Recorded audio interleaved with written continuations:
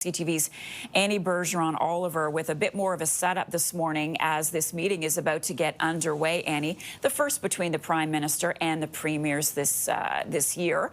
What are we expecting after we saw the Premiers strike a conciliatory tone with one another yesterday? Hi, Marcia. Well, the Premiers and the Prime Minister are really trying to pitch this Team Canada approach. And you're right, you did see that yesterday. A number of the leaders talking about the fact that they're one big family, that they are a Team Canada, that, you know, while they may have differences, they're largely on side. And this is really a response to Donald Trump to try to show no weakness, to try to show a united front so that, you know, he doesn't really have any ammunition to put the Premiers against each other or the Premiers against the Prime Minister. But, you know, there are some kind of underlying tensions here, as you just heard in that press conference. You know, this is potentially, or most likely, the final First Minister's meeting with Premier Legault, who's announced that he is going to be stepping down once his party finds a new leader. The PQ right now is really high in the polls, and so there are concerns about Quebec separatism and what happens if a Quebec separatist is elected. How does that impact unity? And then there's also the questions about Alberta separatism.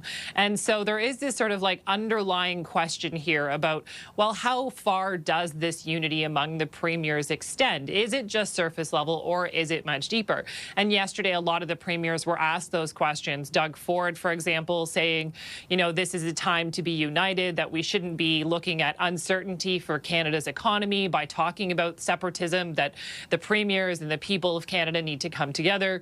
You heard Tim Houston, the Premier of Nova Scotia, basically saying the same thing. He likes Canada the way it is and thinks Canada should stay the way it is, and the premiers need to stay united. So this is likely to be a discussion as well that comes up today when the premiers meet with the Prime Minister. So with CUSMA renegotiations fast approaching, how big of a role will the relationship with the U.S. play in today's meeting, Annie?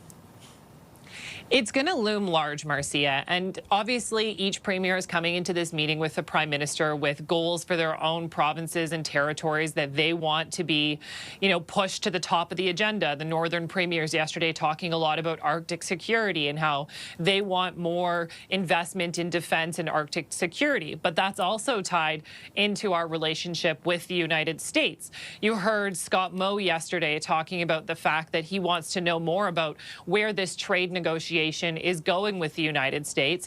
And he said he also wants to hear more about plans for our future relationship with the United States. He says, yes, it's a tense relation at the moment. However, they still are our largest trading partner. And he said that long after Donald Trump, they will remain one of our closest allies. So we have to maintain that relationship. So he was looking for some clarity there. A lot of the premiers yesterday talking about the fact that they're hoping to get an update on the negotiations of CUSMA. They want to learn, you know, what priorities the Canadian government has. How are these discussions and negotiations going with the United States? And what does it look like for a CUSMA negotiation? Will the deal still be there in a year? Will there be a deal in a year? These are the questions that a lot of the premiers yesterday were highlighting. And so it's clear that there's a little bit of anxiety there when it comes to the renegotiation of CUSMA, which is officially expected to get started this summer. And I think it's hard to have these discussions today with the premiers and the Prime Minister without talking about the renegotiation of CUSMA, because it does impact so many industries. And we have to remember that there are a lot of tariffs that are still on Canadian industries, steel and aluminum, for example, and those are hurting a lot of sectors in every province. And so the premiers are keenly aware of the impact of this relationship with the United States and the importance of free trade with the United States as well. Annie, thank you for that. We're going to check in with you throughout the morning as we watch what is transpiring between the premiers and the Prime Minister today.